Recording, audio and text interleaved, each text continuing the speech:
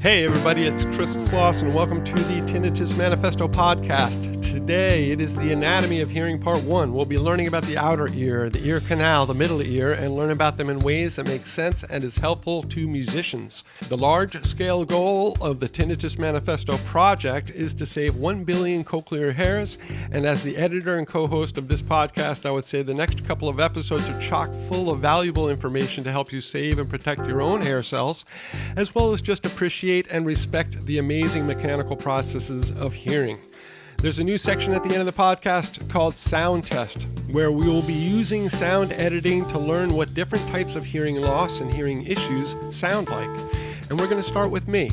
In other words, you will have the fortune or misfortune to hear with the same frequency loss that I have based on my most recent hearing test with Dr. Grohm. So stick around till the end. For now, it's me and Dr. Rebecca talking about the anatomy of hearing. Enjoy. Basic anatomy of hearing in the physical ear itself, right? We're gonna move into the brain because we always have to. We can't avoid it, right? But we're gonna try to just get the basics of how the physical ear receives sound and turns it into electricity. You have the three parts of the ear: outer ear, middle ear, and inner ear, right? Correct. Give a little bit about the outer ear. Give your audiologist perspective of the importance of the outer ear and what anything interesting about it that jumps out at you. Well, I think, when we think about hearing, that's what we think of as the outer ear. That's the only visible part of hearing. And Right. That's, very important to say because hearing is invisible. It's, you can't see it. People can't walk around and be like, oh yeah, he has hearing loss or she has hearing loss. So the outer ear is obviously what we think of when we think of hearing. But it is like the least, the least most important part when it comes to how hearing actually works. Right. So the outer ear, from a musician standpoint, we're thinking outer ear because that's where your inner monitor sits. Right. That is this portion right here, which is called the pinna of the ear. Right. And essentially the basic mechanics of that are your pinna picks up sound, funnels it down into your ear canal. Right. And then hits your eardrum. So up until the eardrum, that is all of that external stuff is considered your outer ear. Okay. Strictly speaking, the besides cosmetics, keeping us balanced, or you can hang things off of them or whatever. They hold things in them, right? There is a little bit of collection of sound, right? And my understanding is it actually the shape of the outer ear can also help us get vertical perception a little bit. Like if something is above you or below you, oftentimes it's the shape of the outer ear that can help do that. And in fact, that certain people's ears, depending on the shape of your ears, you might be getting a different receiving slightly differently than other people. Does that make sense? Correct. Yes. So your outer ear or your pinna out here, right, that is what gives you directionality. So if sound is coming from behind you, your brain, obviously is going to detect that, you get a little bit of an omnidirectional microphone strategy perception, just from your ears. Yeah. So when we talk about just anatomy outside of, your eardrum, you have head shadow effect. So when a sound hits you on this side, the timing of when it is heard in this ear is all calculated up in the brain, but ultimately your pinna is the one that is taking that information offset and funneling it down into your ear canal. Mm-hmm. Yeah. I mean, there's definitely a lot to say about the outer ear because a lot of people come in and they ask about wax. Wax is a huge thing that we talk about in audiology. And most people don't know that wax is created on the outer 1/3 of the ear. And so when I look in someone's ear and they have wax all the way down at the eardrum or pushed in further than the outer 1/3, they have to be pushing it in. So that's when I know someone's using like a Q-tip or something like that. I mean, musicians are a little bit different because you guys are constantly putting like hearing protection in or your in-ear monitors. Okay, so you might be pushing stuff in there anyway. Correct. Yes. But most of the time when someone comes into my office and they have wax in their ear, Usually it builds up because it's been pushed back past the second bend. So the opening of the ear, usually is more round in shape, but Right. everyone has a little bit of different anatomy in there. So Okay. sometimes we see kind of more of like a diamond shape or an oval. Oval. Right. hmm And then for any of those musicians out there who have ever gotten impressions, if you read the impressions instructions for your provider, it says they want an impression past the second bend. Right. So same thing, anatomy wise, everyone thinks that their ear canal just goes straight into their head. Right. Usually it's pointed a little bit forward and then it comes back or Oh, okay. forward and up. And so there's two bends in the ear canal that you can straighten out by pulling back on your ear. Interesting. But yeah, so there is a little bit of curvature in there for most people. Every once in a while, I have someone that I call them a Mack truck ear. You can literally You pull can, back on the it's ear and see huge and straight in there and see yeah. their eardrum. But yeah, there's a little bit of shape going on in there. And it's This, interesting how that, go ahead. I'm Sorry. sorry, this leads me to a question about the shape of the ear then. Now, based on a little bit of what we talked about last week, physics of sound, would the oval shape resonate differently than the round shape in that ear canal? It does. With the entrance? Yes. Okay. Yes. Which is better? It's not Which better. would you It's just, prefer? I mean, which do you, okay. And I'm asking, I know I'm totally I'm going off topic here. I might have to, edit this out, but, I'm a yoga teacher. I teach and study Iyengar yoga. BKS Iyengar is known for his use of asanas, poses as a way to heal, to help, use more medical use of poses. And one of his discussions, he had a student come in who wanted to try to save their hearing. And he put them in poses. And one of the things he noticed when he first looked at the ear, he said it was an oval shape. And then he said it looked like an egg. I think he described it. And he said when he put them in a certain pose, he noticed that circle got more round. And that was a tip to him that he was heading in the right direction. And again, I'm just this is me being my weird yoga music hearing, because I've spent a lot of damn time in yoga poses trying to keep my hearing, as healthy as it is. Does that sound nuts to you, or does that make any sense? Or it does sound a little nuts to me. okay, cool. No, Now, with that being said, I think a lot of the positions for yoga are good for blood flow and opening up your eustachian tubes and reducing swelling in this area. Yep. That really isn't going to show up in the ear canal. Right. Yes. But that in general will help with overall hearing perception, in my opinion, starting maybe at the middle ear and back. Yep. I totally agree with that. I mean, I can, there will be, we'll be doing an episode at some point in the future on yoga, and I'm actually going to be putting together and a video and an audio that will be for sale on the website. Just, you can listen to it and meditate to it essentially, or, you can follow the poses. But yes, that is, we are going to go farther into that. And again, I strayed onto the yoga direction, but that's a very good point. And I'm glad that you agree with that, because we're going to be going down that road quite a bit in the future. Okay, well, so go ahead. Yeah, I was just going to say, outer ear wise, we need to talk about like structure of the outer ear too, because again, a lot of the audience here is musicians, and so a lot of times they just really don't understand what's going on in their ear. So same thing yesterday, I had someone came in who wanted their in-ear monitor wasn't fitting appropriately. So knowing the anatomy of the ear, and we can always kind of pull this up as a site too. Right. That way, when you come in and say, oh, my ear is hurting, or my in-ear monitor is rubbing or hurting, knowing kind of where in the ear that is hurting is very helpful.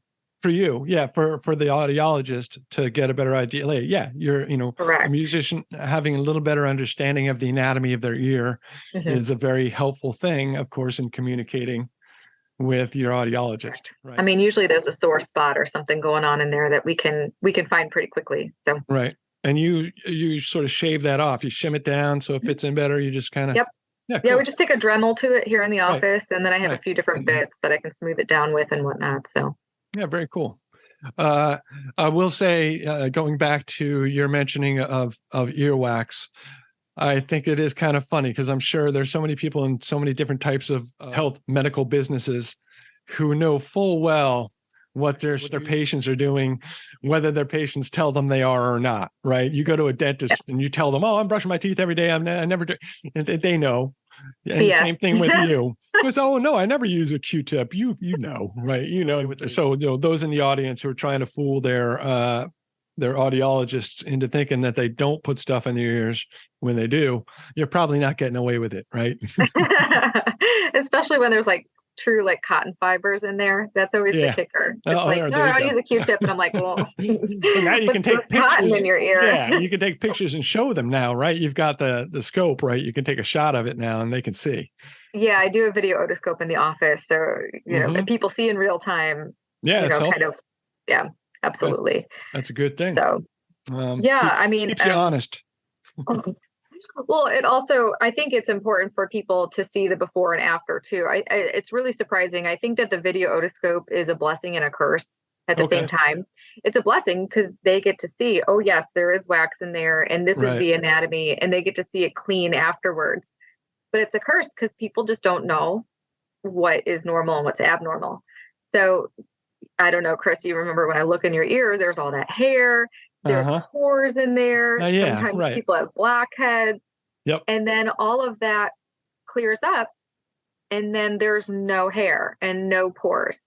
And that's when your skull bone starts. It's just a very thin layer of skin over, the skull bone as it's or the heading opening towards the middle ear tympanic space. membrane, the tympanic, Eardrum.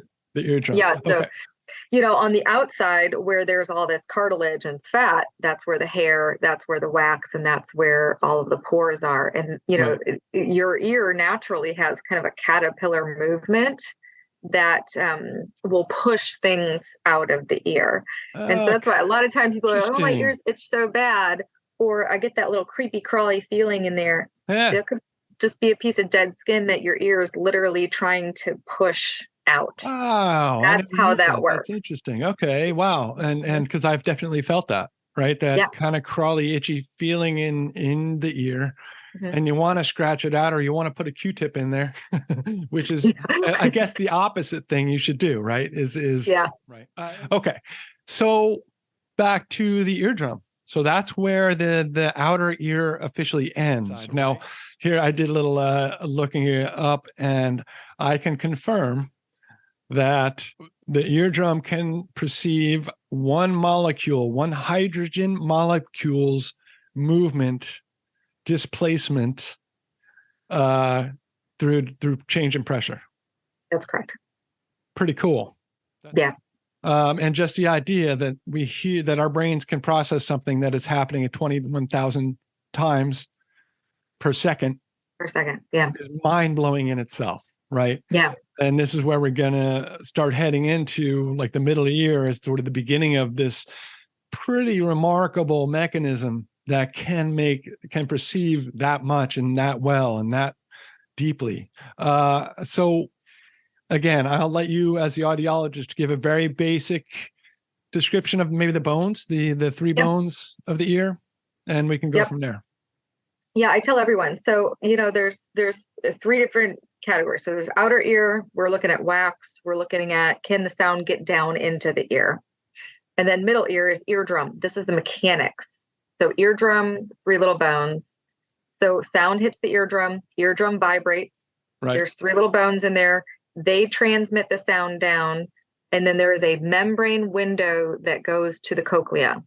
And the foot plate of the last bone of your middle ear, the stapes, pushes in and out of that membrane window and causes fluid disruption of the cochlea or the inner ear. Okay. So the middle ear space, there's a few like really awesome things about the middle ear. Number one, everyone has 1,000 questions about their eardrum.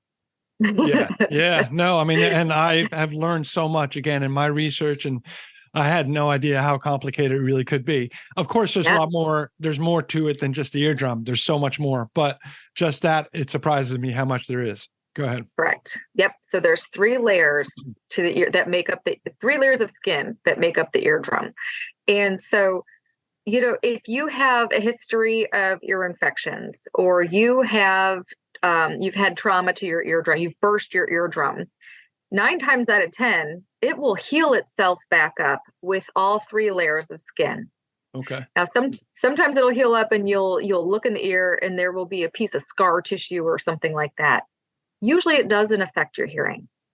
On the opposite side, sometimes the eardrum will heal itself back up, but just one layer of skin will grow back.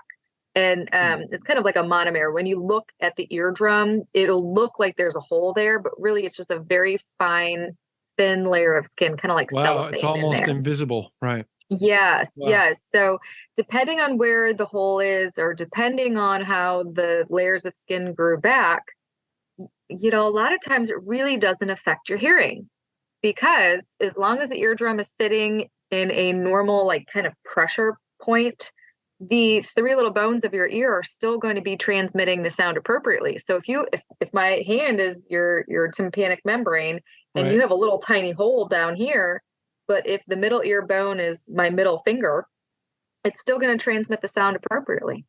So most of the time when people have some sort of trauma to their ear, it just heals up naturally. Cool. Because I've done that. That was a big thing for me. I blew a hole in my eardrum. Yep. Uh, and that was the first sort of hint of me getting a little nervous because I only have one ear, and that, shit, man. I got to save what I got.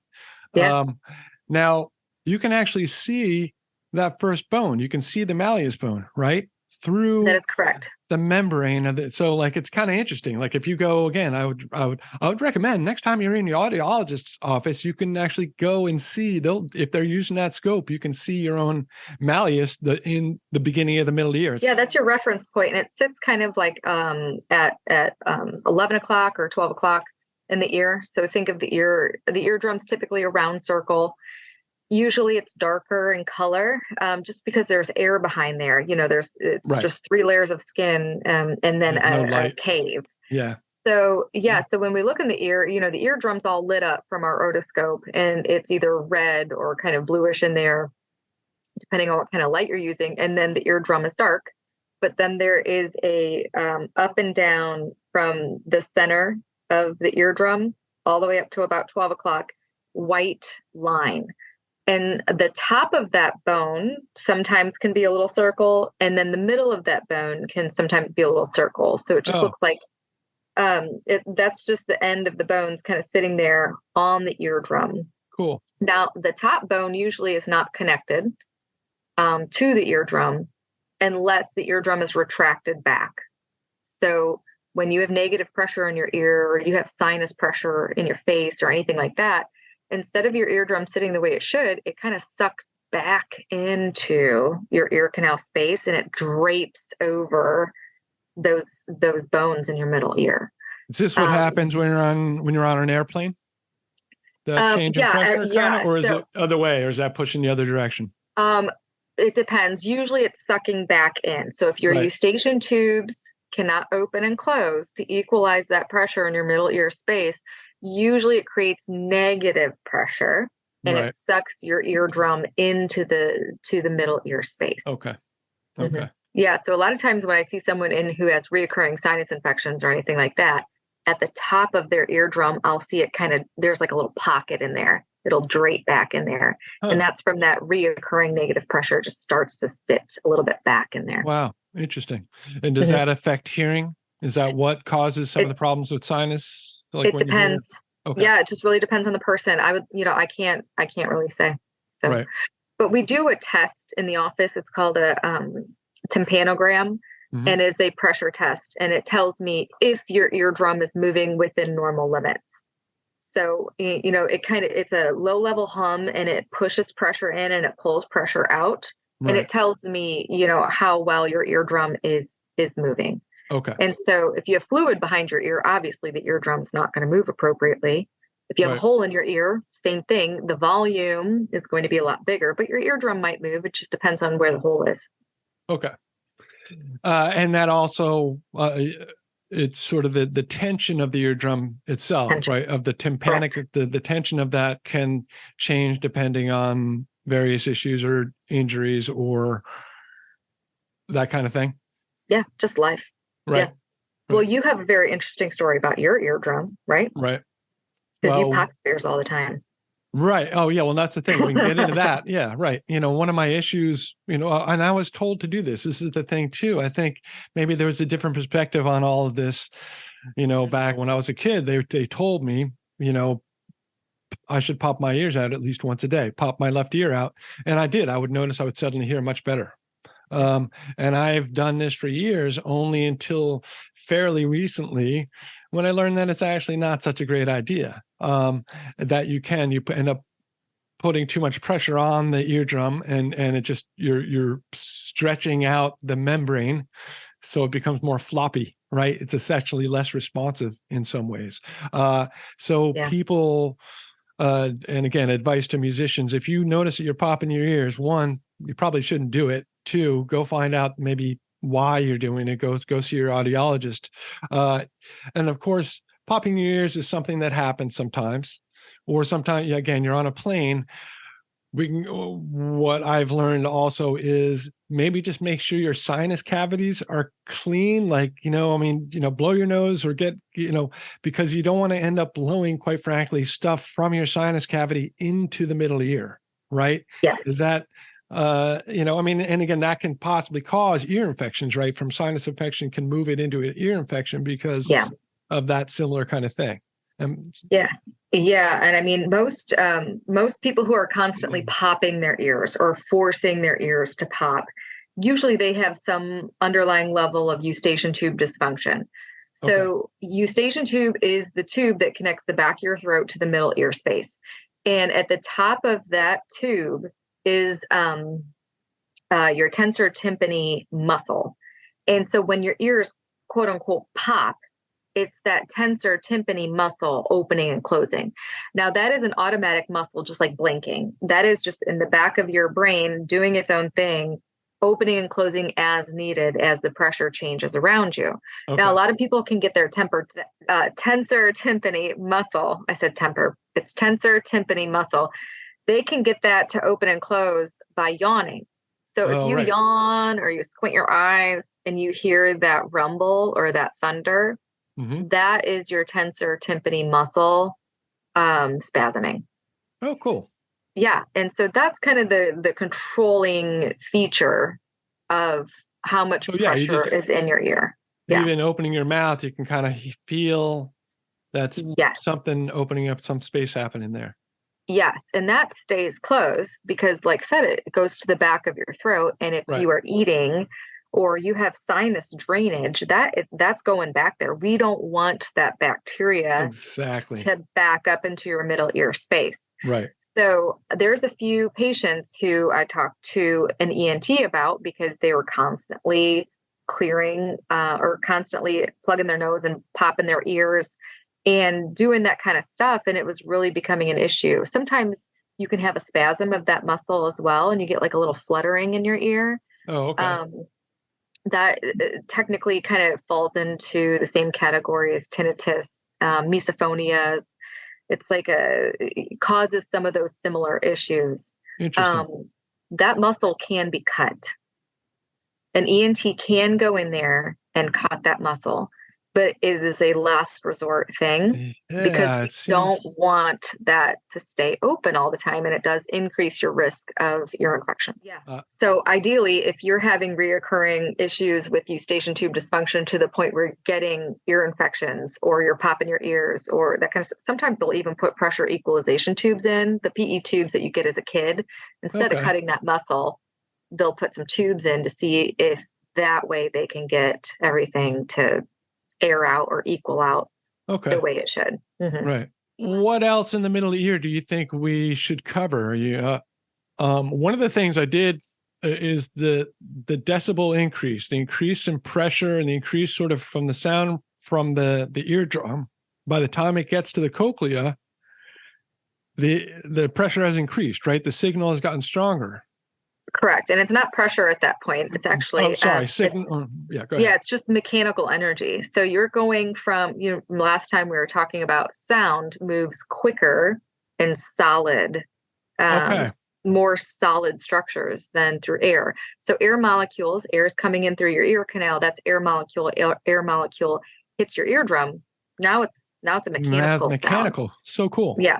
So Right. it turns into mechanical, and then you get that nice robust volume boost in there.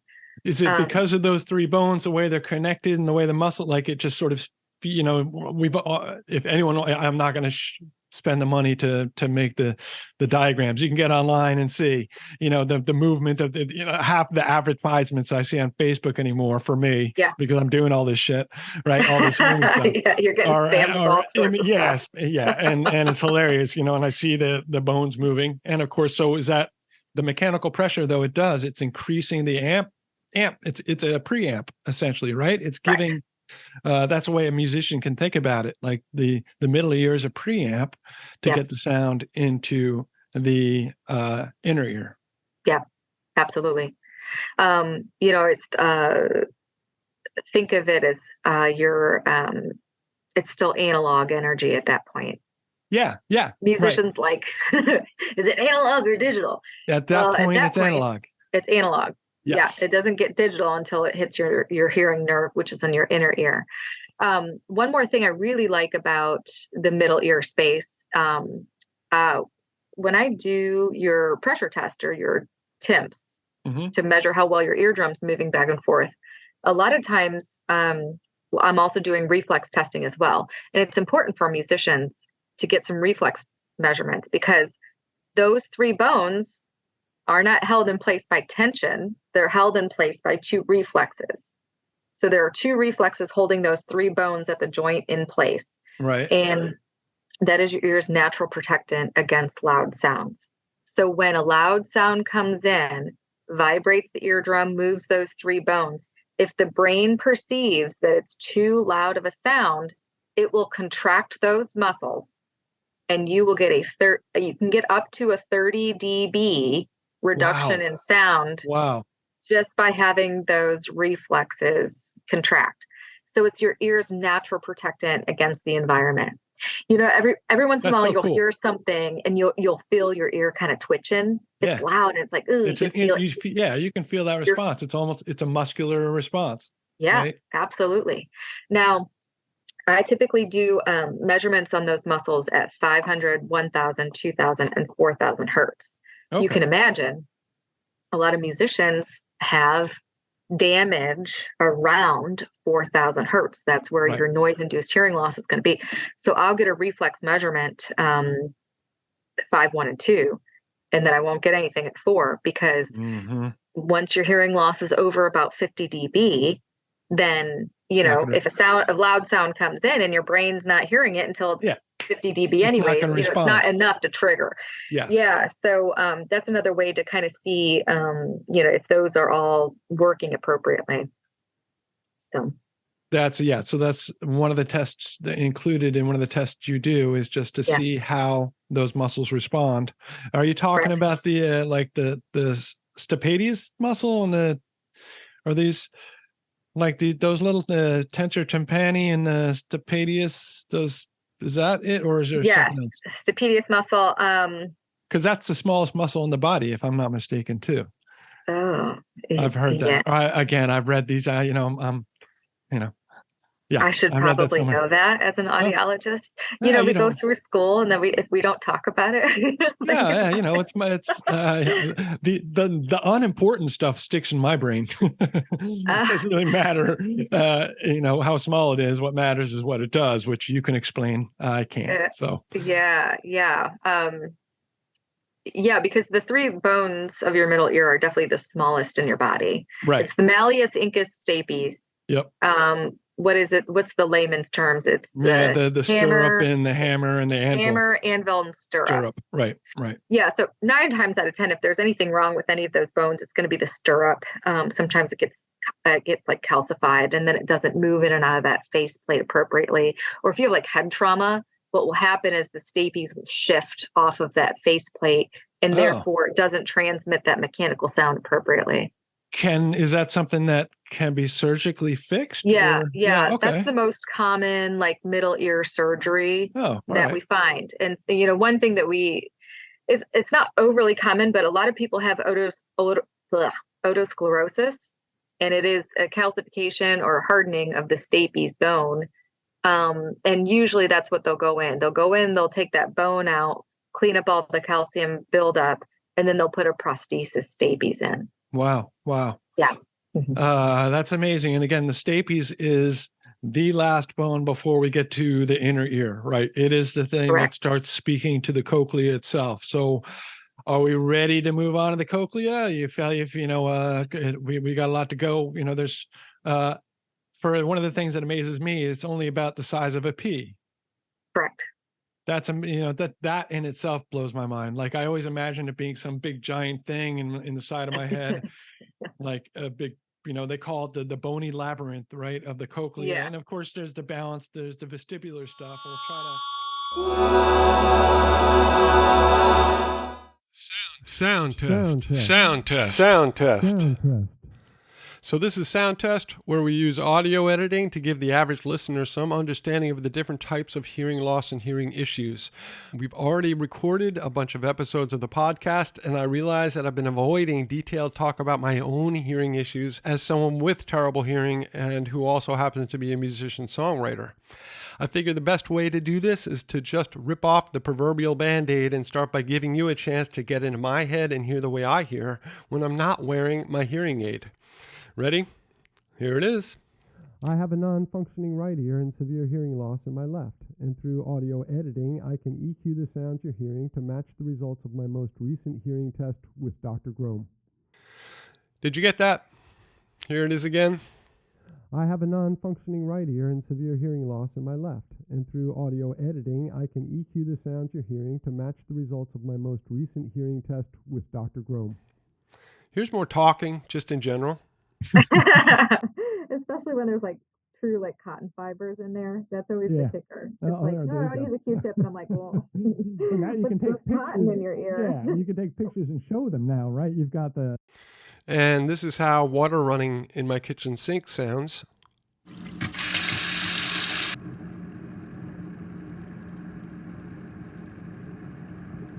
And this is how it sounds when I'm walking my dog through the neighborhood.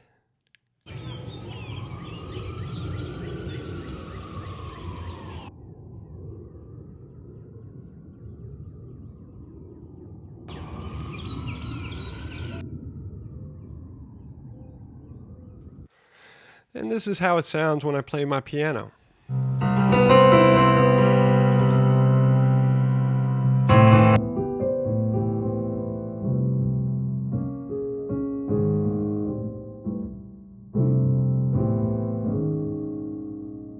And this is all when I'm not wearing my hearing aid. So yeah, pretty bad.